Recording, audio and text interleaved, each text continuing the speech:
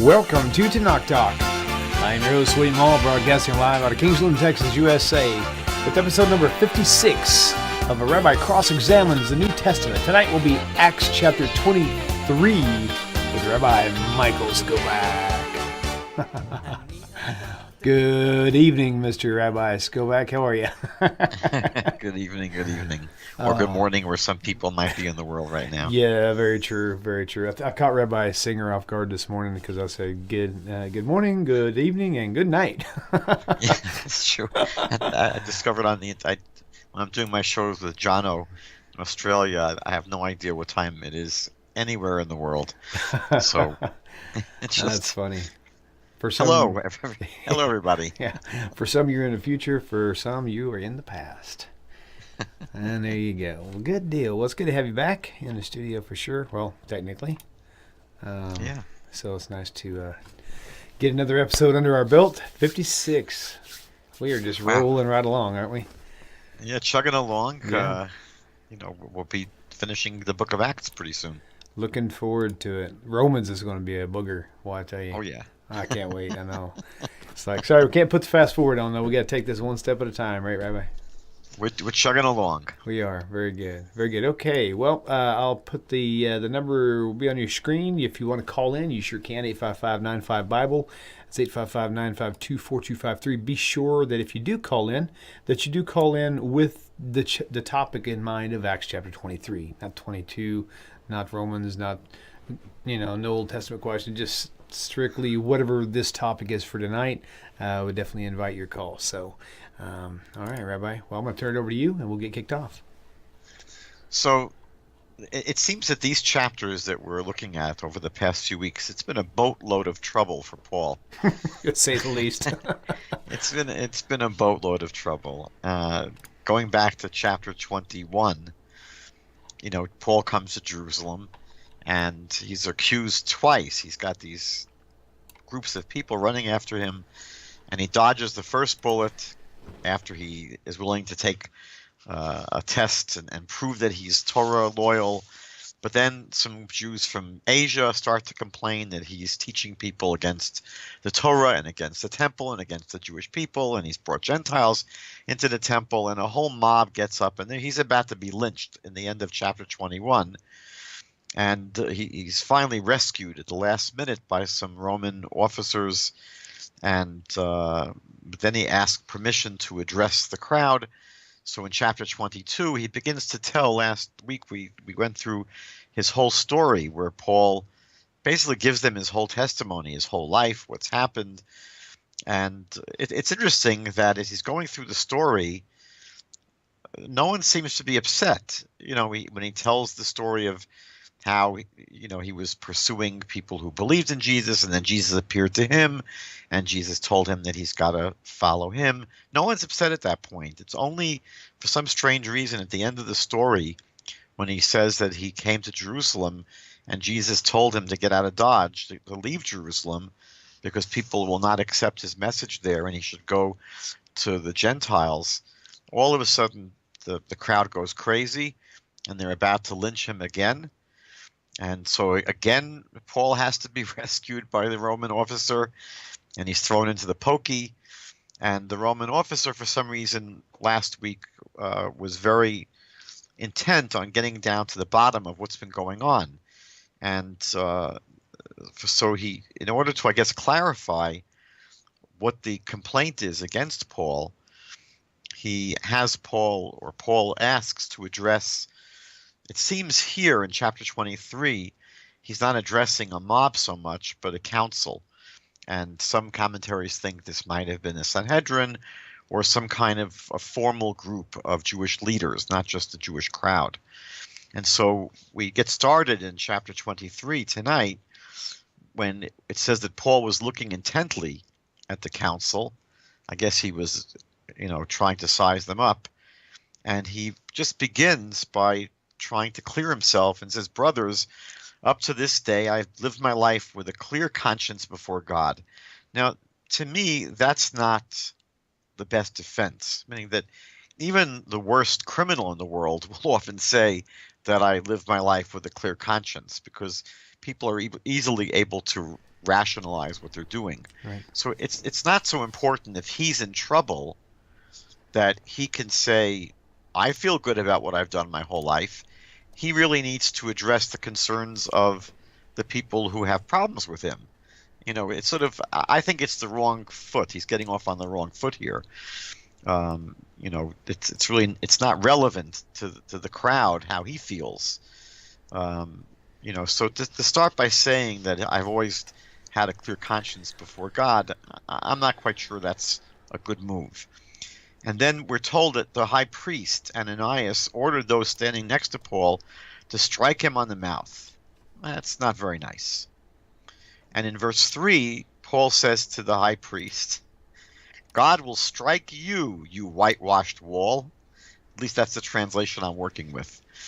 And that's, when you think about it, Paul's been in big trouble the last few chapters, and he's about to be lynched several times, and now he's facing what apparently is a hostile,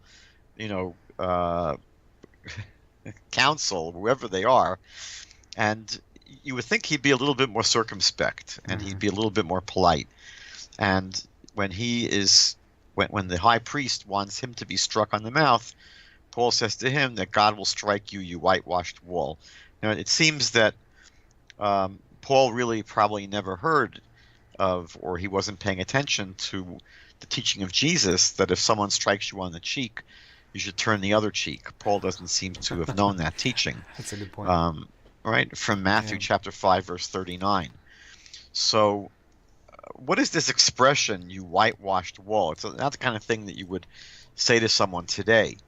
But we find it back in the book of Ezekiel, chapter 13, where it's used really as an expression for people that are corrupt and hypocrites. The idea is that something is whitewashed in the sense that the let's say the wall is ugly and disgusting and it looks old, and so you put on just a quick white paint so that it looks nice from the outside, and it becomes an expression for people or individuals who are hypocritical because they look one way on the outside and yet inside they're very different. In Hebrew culture and Jewish culture, there was a Yiddish expression. In Yiddish, they would say "kosher chazer fissel," which literally means that a pig has kosher feet. In that, we know that for animals to be kosher, they have to have two signs biblically. They have to have split hooves, and they have to chew their cud. So, all animals that are kosher, generally speaking, actually all animals that are kosher have both signs, obviously. You have to have both signs. So cows and sheep, animals like that we eat, have both of these kosher signs. They have split hooves and they chew their cud. Most animals that are not kosher, like elephants or horses or bears or cats or dogs, almost all the species of animals in the world don't have split hooves and they don't chew their cud. The Torah actually says something amazing. The Torah says that there are four animals that interestingly only have one kosher sign. There's the pig, there's the camel, there's the rock badger, and there's the hare. And the camel and the rock badger and the hare do not have split hooves. They do not have split hooves, but they chew their cud. The pig has split hooves, but it doesn't chew its cud. And so the expression in Yiddish, pigs have kosher feet, what it means is that the pig has kosher feet. It puts its feet out and it shows everyone, look, I have split hooves, trying to show how kosher they are. So outside, the pig has a kosher sign. But inside, the pig does not chew its cud. So the pig has always been the symbol of pretense and of duplicity and of hypocrisy and of someone trying to put on airs that really they're covering up inner corruption. And so that's why the pig has always had a bad rep in Jewish culture, because it really became a symbol of, the kind of person that tries to create an impression that's totally false. And so that's the accusation that Paul levels here at the high priest, that you're just whitewashed, that deep down inside you're corrupt and you're ugly and you're disgusting and you're a liar, but outside, you have your fancy garments and you look really cool. And that's the accusation that Paul throws at him. But it's pretty gutsy for him to say that. You would imagine that he probably was just provoked and he just lost his cool. And so they say, I'm sorry, Paul goes on to say, are you sitting there to judge me according to the law, and yet in violation of the law you order me to be struck? Meaning that you're a judge, you're the high priest, you're a big shot in this court, and you're sitting there and allegedly, supposedly judging me according to the Torah, and yet you're violating the Torah by striking me. So everyone was shocked. No one could believe that Paul has the chutzpah to act like this in the court. And they say to him, do you dare insult the God's high priest? How do you have the audacity to insult God's high priest? And in verse 5, Paul said, well, I didn't realize, brother, that he was a high priest. Because it is written, of course, in Exodus chapter 22, verse 28, you shall not speak evil of a leader of your people. So Paul says, sure, I know that the Torah prohibits saying anything that's an attack, a verbal attack against a leader of the people. I realized that, but I didn't realize that this fellow was the high priest. So many commentaries to the book of Acts say that, Paul really for some reason didn't know this is the high priest he was messing around with, and he apologizes. Basically, he's being repentant here, and he's essentially saying, had I known it was the high priest, I wouldn't have acted so insolently. But some of the commentaries say that he really wasn't being repentant, he was actually being sarcastic. And he was saying, what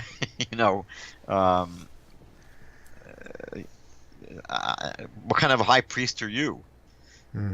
He was not really being repentant at all. Like he's saying that you're not acting like a high priest. That's why he's saying, I didn't know this is a high priest. How could I know this was a high priest? Look how he's acting. He's acting like a criminal. So it gets off to a very bad start, the chapter. And what happens is Paul, he seems to be pretty cunning here, because it says in verse 6 that he notices, or he realizes, that in this council there were both Sadducees and Pharisees. And so it says that he called out in the council, brothers, I am a Pharisee, son of Pharisees. So he begins by apparently appealing to the Pharisees in the group, the group that are the Pharisees, and he claims that I'm a Pharisee also. I was born a Pharisee. I was raised a Pharisee. I'm a super Pharisee. And the question is, was Paul really a Pharisee? So it's very interesting that if you go to your bookshelf and you pull down any dictionary, a Webster's dictionary, or any other, major dictionary that's been written over the past 100 years, I've checked about a half a dozen dictionaries. Almost all of them define Pharisee as a self-righteous religious hypocrite. I mean, the most unflattering kind of description of what a Pharisee is. The Pharisee has become a word that means a hypocrite, a pompous, arrogant, self-righteous hypocrite. That's what the word Pharisee means in a dictionary. And it's incredible when you think about how they got that definition. They obviously were not reading anything that the Pharisees themselves wrote. The Pharisees are basically the authors of the Talmud. You have 63 volumes of Talmud, and I don't think anyone who bothered to study it would walk away feeling that these are people that are self-righteous, pompous, religious, bombastic hypocrites. Of course, there were a few, there were some, and they're criticized in the Talmud. But the men of the Talmud, the people of the Talmud, are sages of unparalleled, stellar moral qualities and ethical qualities. And any Christian over the past 100 years that's bothered to actually study the works of the Talmud and the works of the sages and the writings of the Pharisees, that's their conclusion, that these men are incredible people. Right. So it's interesting that when Paul claims to be a Pharisee, what does it mean by Pharisee here? If he means by Pharisee a religious hypocrite, maybe he is, because we'll see that during his entire career, as I mentioned in previous weeks, he's willing to do what it takes. He's willing to live by the philosophy of the ends justify the means. And that's not the kind of stellar personality, stellar qualities of a religiously moral, righteous person. Righteous person lives by principles, and the ends don't justify the means. So when he says that I'm a Pharisee, son of a Pharisee, I'm just being cute here. I don't think he has in mind the dictionary definition of Pharisee. But does he mean the actual definition of a Pharisee? What is a Pharisee? So we're going to see that in this chapter, there's some misinformation going on. What we're going to see in a few minutes is that he raises the idea that he's on trial concerning the hope of the resurrection of the dead. Now, I believe that statement is disingenuous and it's misleading. Meaning, is that why he's on trial? Is that why people are upset with him? Because he believes in the idea of that the dead will be resurrected? That's what it sounds like he's saying here. It doesn't seem like he's saying more than that. It doesn't seem like he's saying that he is on trial for his belief that Jesus was resurrected. He doesn't mention Jesus. He doesn't mention a particular person. He seems to be speaking in the general, that I'm on trial concerning the hope of the resurrection of the dead. Not a dead person, but the dead in general. And so it becomes a discussion really about the whole topic of, will the dead be resurrected? And it's so interesting that many Christians have walked away from this chapter assuming that the major difference between Pharisees and Sadducees was concerning this question about the resurrection of the dead. And Paul apparently was being very clever here in raising this question because he knew that the Sadducees did not believe in the topic, the concept of resurrection, and the Pharisees did. And what happens in this next piece in the chapter is a big fight breaks out between the Pharisees and the Sadducees, and the attention is taken off of Paul. But when he says here in verse 6 that I am a Pharisee, so what does he mean? He's not obviously only saying that I'm someone who believes in the resurrection of the dead. When you make this statement, I'm a Pharisee, what you're really saying, if you really mean it, is that you are someone who lives according to the principles and the teachings and the beliefs of the Pharisees. And the problem is that even though the Pharisees may not have had, and I've tried to argue for this during our study of the book of Matthew, I don't know if the Pharisees would have had tremendous differences with Jesus and with the movement of Jesus. They may have had some differences, maybe some differences over particular issues of Jewish law, but those would have been in-house debates. They may have been a little bit bewildered about why Jesus' followers continued to believe in him after his death. But again, that shouldn't have been a deal breaker because, again, since Pharisees do believe that the dead will come back in the future, it wouldn't be totally out of the question for people to believe that Jesus was the Messiah and he's going to come back. But I don't believe that Jesus and his group had all of the theology of modern day Christians. I don't think that Jesus was claiming to be God and that people should worship him as God, and that he claimed that he was going to die for the sins of everyone if they would believe in him, and that the sacrificial system would no longer be necessary, and that there's going to be a New Testament, and there's going to be a replacement of the fulfillment of the Torah with the belief in him, and that the Sabbath is going to change to a Sunday. I don't think that any of that came out of Jesus and his movement. And so Paul, though, we see Paul himself is always at odds with those original followers of Jesus. They seem to have had a lot of suspicions about him, and there was always tension. And we're going to see in the books of the writings of Paul that plagued him his entire career as a Christian leader, that they didn't trust him and they didn't really think that he was teaching properly. And we know that what comes out of Paul is a theology that developed into historical Christianity, which I believe is a radical departure from the original Jesus movement. Just for example, on the issues of the divinity of Jesus, the deity of Jesus, whether Jesus should be considered as God incarnate, and whether Jesus his death atones for the sins of those who believe in him.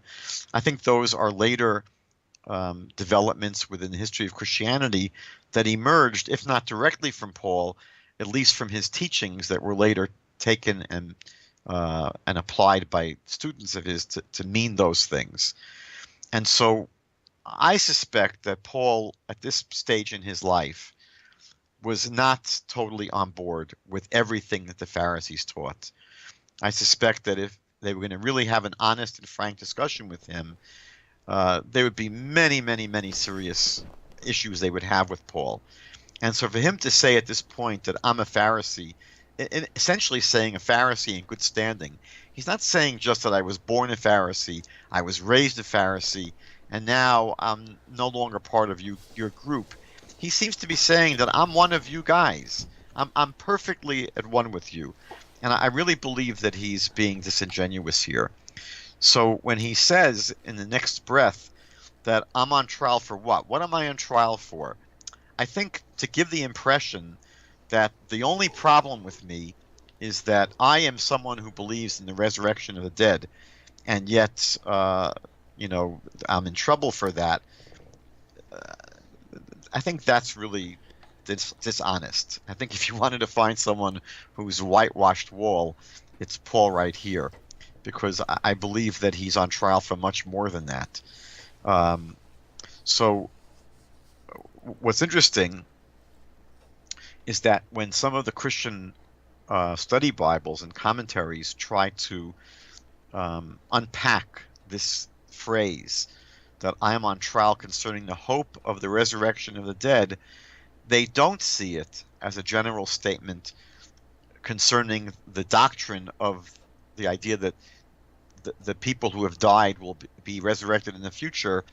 They take it as a statement that his entire trial is based upon the fact that he believes that if anyone in the world, Jew or Gentile, believes in the resurrection of Jesus, they will have eternal life. And the commentaries say that idea is the idea that would really push even the Pharisees over the edge, because these commentaries claim that for the Pharisees, the possibility of Gentiles having eternal life without becoming circumcised and converting to Judaism is scandalous. Now, we've mentioned in the past that that's simply not true. It's a misunderstanding of Judaism, because Judaism never believed that you had to become a Jew in order to have a relationship with God. And so that would not have been something that would scandalize the rabbinic establishment. But I really think that those kind of commentaries are reading into this line. At least the way the line sounds to me is that Paul is making it seem as if this is all a big to-do about nothing. look, I believe in the resurrection of the dead, just like all these good Pharisees do. Leave me alone. And what happens is it starts a fist fight, basically, between the Pharisees and the Sadducees there. And what's obviously bizarre is that if this was only about his belief in the resurrection of the dead, why is there then, later in this chapter, a plot to assassinate him?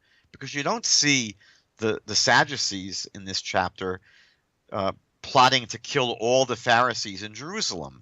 It's not simply because they have, this is all about a disagreement on the hope of the fact that the dead will be resurrected in the future. I think Paul here is concealing, the kind of beliefs he has that really would put him totally outside the camp of both the Pharisees and the Sadducees.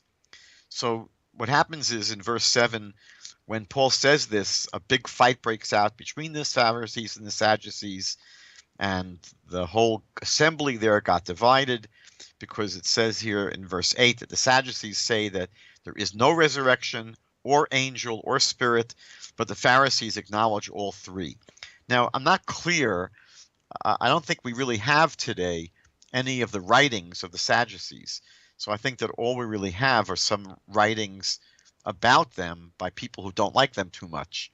So I know that in the Talmud, the only, as far as I know, the only issue that comes up between the Pharisees and the Sadducees is not the issue of the resurrection. Again, I mentioned before that many Christians believe that this is the major difference between Pharisees and Sadducees. That's just false. The basic issue between Pharisees and Sadducees was over the belief in whether there was a revelation by God other than the 5 books of Moses. The basic belief of the Sadducees is that the only thing that came down at Mount Sinai was the 5 books of Moses. And the basic belief of the Pharisees was that at Sinai, Moses received both a written revelation and a revelation that was not written down, what we call the oral Torah. And that was the essential difference between Pharisees and Sadducees. So the chapter here has this fist fight breaking out, and the Pharisees end up saying, or at least it says in verse 9 here, that certain scribes of the Pharisees got up and they said, look, we find nothing wrong with this man Paul. Who cares if a spirit or an angel has spoken to him? So they seem to be pretty cool with Paul. And this, again, should get all of us to think back to the 5th chapter of Acts, when Peter and the apostles are on trial in front of Gamaliel, the leading Pharisee of his time, and Gamaliel says the same thing. Gamaliel says, look, there's nothing wrong with these people. Leave them alone. The Pharisees don't seem to be terribly bothered by the people who believe in Jesus. And the same thing seems to happen here with Paul, although I think Paul has been less than forthright in terms of what he really believes. What he's claiming to believe here does not seem to bother the Pharisees too much. And so in verse 10, when this fight became very violent, the government, broke it up basically. A tribune came, fearing that they would tear Paul to pieces. And again, as I pointed out, if they had a problem with Paul, if the Sadducees had a problem with Paul, they also would have had the same problem with the other Pharisees there, and they would have wanted to tear them all to pieces, not just Paul. And so they rescue Paul, and they have the soldiers take Paul by force and bring him into the barracks. That's in that's in verse 10. And then in verse 11, we're told that night the Lord, who is obviously in this context here, it's speaking about Jesus, stood near him and said, keep up your courage, Paul, for just as you have testified for me in Jerusalem, so you must bear witness also in Rome. Now the question is, it's actually interesting because I saw this week a Christian television program where this comes into effect. The question would be, did Jesus literally come and stand next to Paul, or is this just merely a vision that Paul has? some kind of a vision in his mind, in his imagination, a dream, or did Jesus actually come and stand next to him? I think it's kind of Now, interesting. The point you brought out was that in Acts it says that there was a couple with him who was there witnessing it, the vision. But in another writing, it says the opposite. He was the only one who saw it. It was just him. So it's like you can't even get two agreeing accounts on what really happened. yeah, and the question is, what is being told here? You know, almost all the commentaries to this chapter, like all the Christian commentaries, insist that this is just basically a vision. Paul did not see Jesus in the flesh here. Although I just mentioned I saw a Christian television program this week, and a woman was talking about the fact that Jesus comes into her living room, literally, standing there and in all his glory. And I've heard many Christians, I mean, it's a little bit frightening sometimes, Right. speak about it, an actual physical appearance of Jesus. Not just some a thing in their imagination.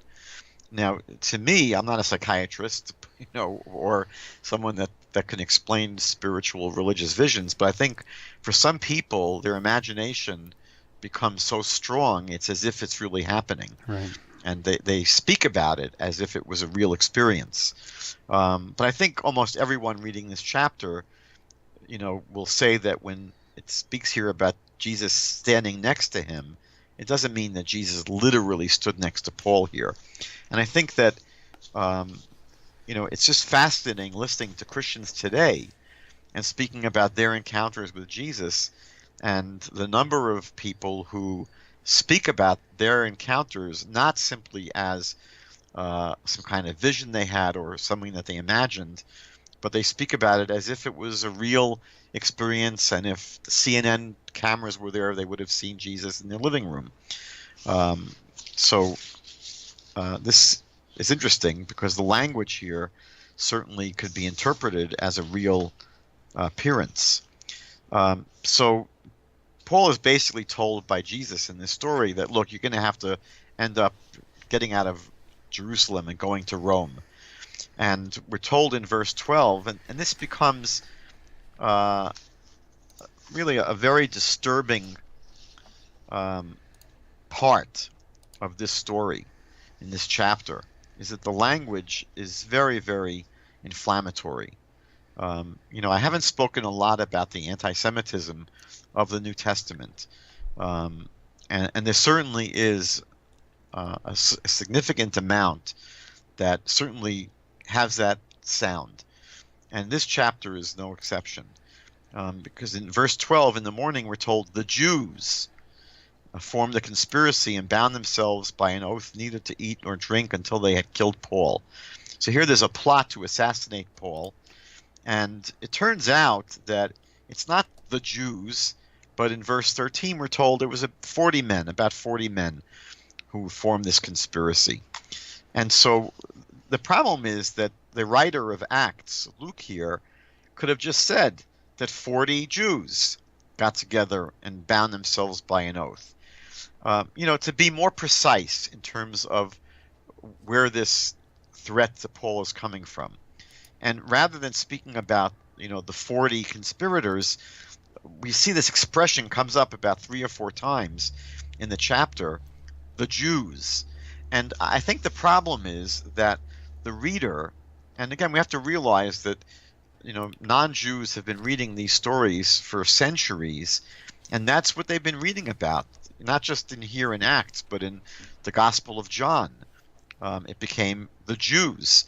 So whereas in Matthew and Mark and Luke, the opponents of Jesus, whether or not these stories were true or not, I mean, I've tried to argue that Jesus probably didn't have that much opposition in his lifetime, and these stories may have been created, but at least the stories that are created speak about, certain Pharisees or certain Sadducees or certain individuals who were upset with him. But by the time you get to the Gospel of John, it's the Jews as a group.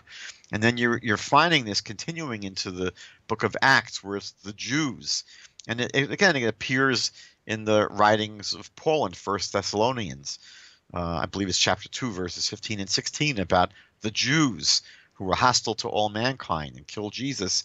So I think that when people read this, if Christians have been reading their Bible for so many years and just reading about the Jews, it becomes an impression they have of not just certain Jews, but the Jews.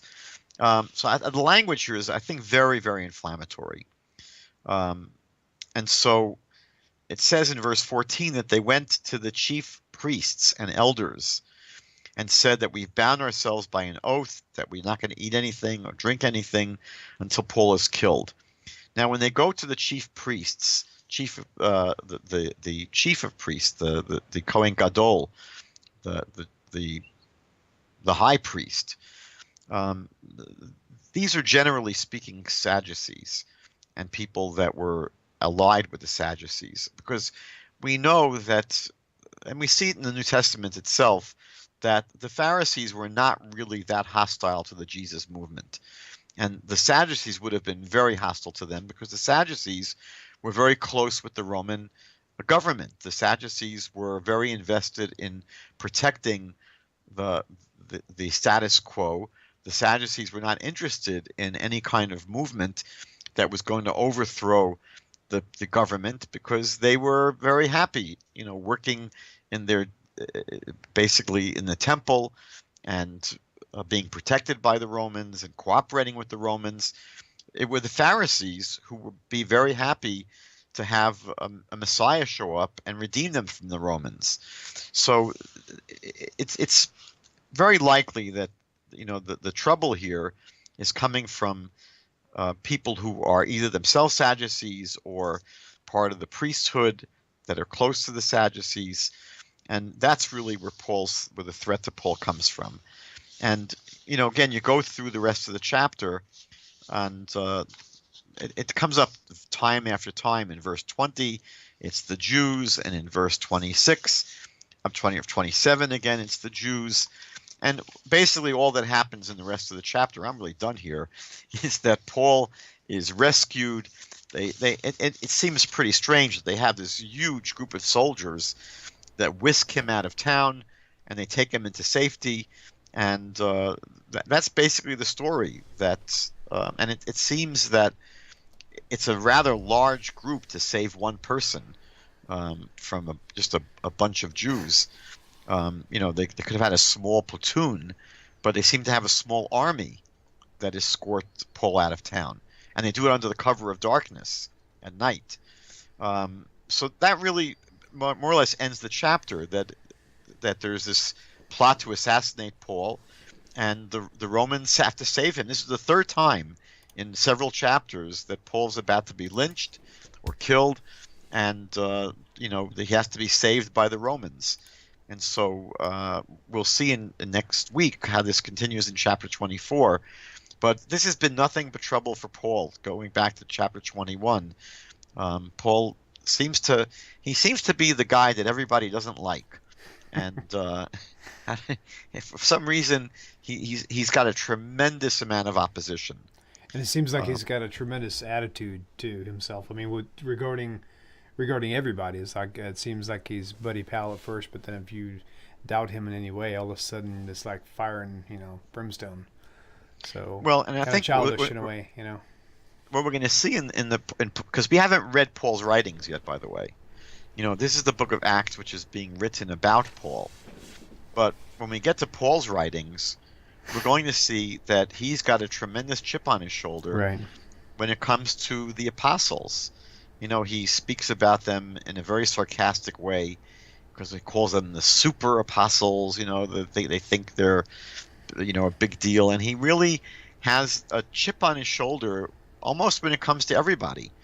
And, he's a very fascinating character. So here we see that he's been in trouble so far several times just in these few chapters. And it seems that the accusation that's been popping up over and over is not that he's someone who believes in the fact that people will be resurrected. The accusations were not that he teaches against the Torah and against the temple and against the Jewish people. And he's teaching people not to circumcise their kids and not to follow the laws of Moses. Those are the accusations. Right. And, those are serious. Those are serious accusations. And he seems in this chapter to have dodged this bullet because he sort of, gets everybody fighting with each other in the council. But he really seems to have pulled a fast one on everyone here. Well, we'll call him Speedy Gonzalez for the night. Rabbi, it's been a fun show. Thanks for spending all your time with us. You love it. That's why you keep showing up with a smile. Shalom, Rabbi. Shalom, everybody. Thanks for tuning in. See you same time, same place next week. Shavua Tov, and have a good night. Take care, y'all.